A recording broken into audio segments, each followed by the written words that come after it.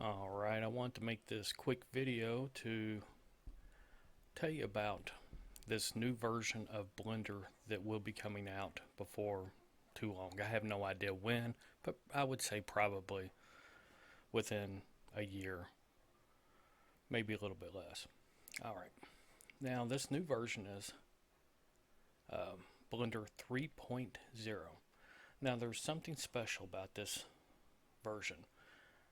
But before I get into it, I want to go back to the old version so we can make some comparisons.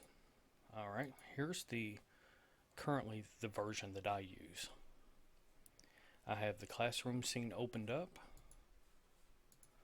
and right now I have this set in cuda, and I'm going to go ahead and render this scene, and I'm just doing this so that we have a baseline to compare render speeds. And it looks like this is going to take about a minute and a half, and this is with a RTX 3070, and of course cuda is fairly slow, but I'm starting with cuda because I want to kind of put together a timeline of sorts of improvements that have been made, because something about the Blender 3.0 has really impressed me, and that's its render speeds. And its render speeds has something to do with something they are calling Cycles X. And I can't really explain Cycles X because that's above my pay grade. I don't really understand it all that much. But from our perspective, from an individual who's using Blender, we don't do anything different. This is all back end. Excuse me. This is all back end improvements. Alright, it's up to a minute and 22 seconds, and got about 25 seconds left.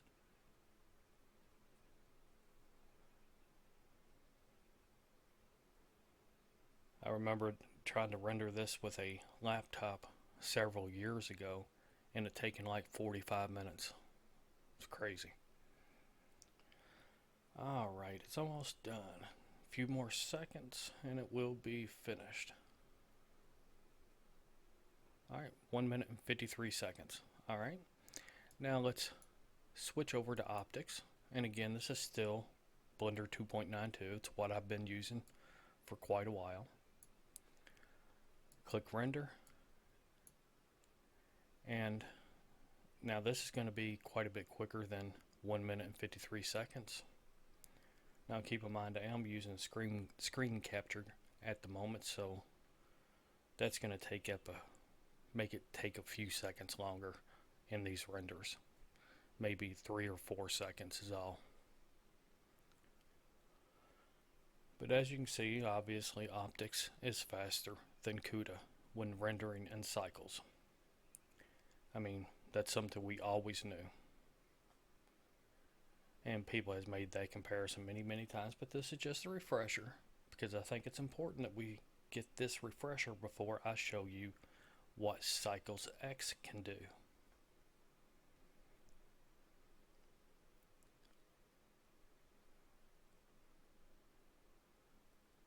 Looks like it's going to end up taking about 1 minute and 15 seconds.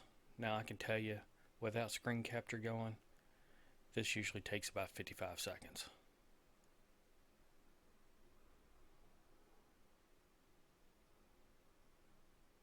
Alright, 1 minute 12 seconds. Alright, I'm going to go ahead and downsize this, and now we're over to Blender 3.0 alpha, and this is not an official release by no stretch of the imagination. This is still in the experimental phase, and they call this the Cycles X branch. Alright,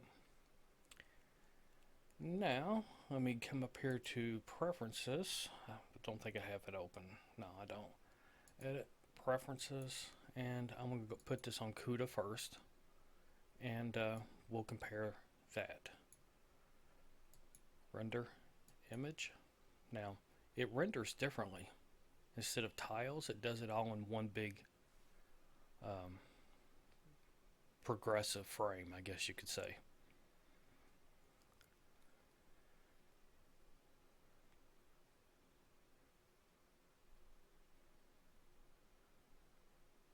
It's already more than 1/3 the way finished, and it's already as fast as Cycles.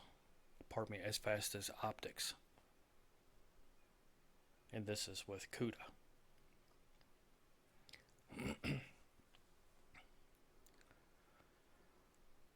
It's almost done.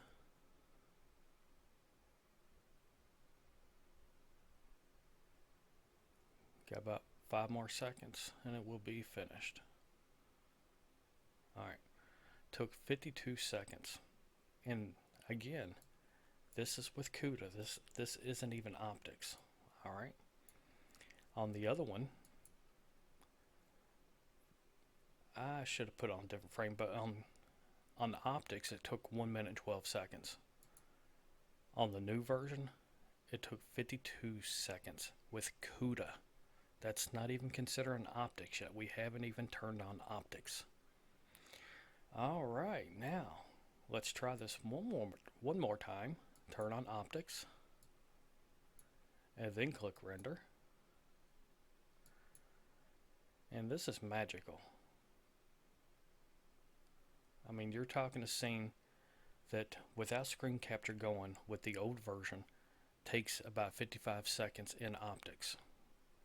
And that's with the computer only doing rendering, nothing else.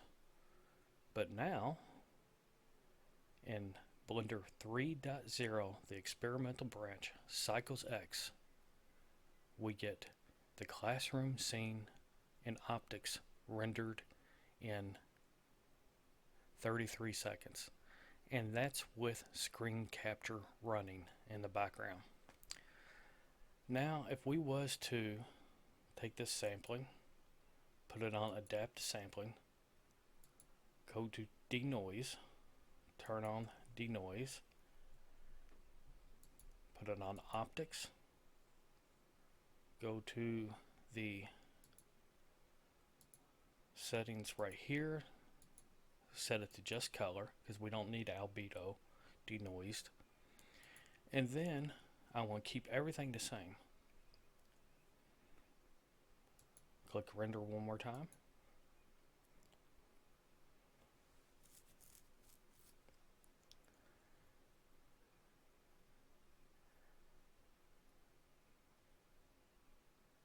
It's already 1/3 the way finished.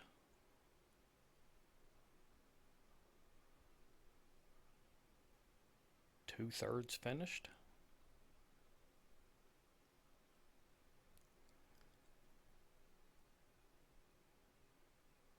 And there you go. It's finished. 31 seconds. Now,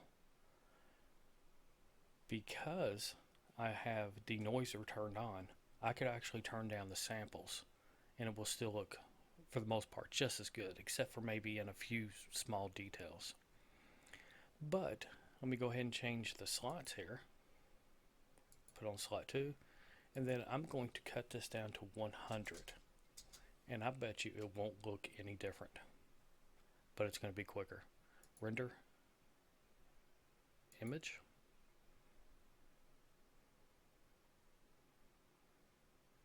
One-third finished. Two-thirds finished. Finished. 12 seconds.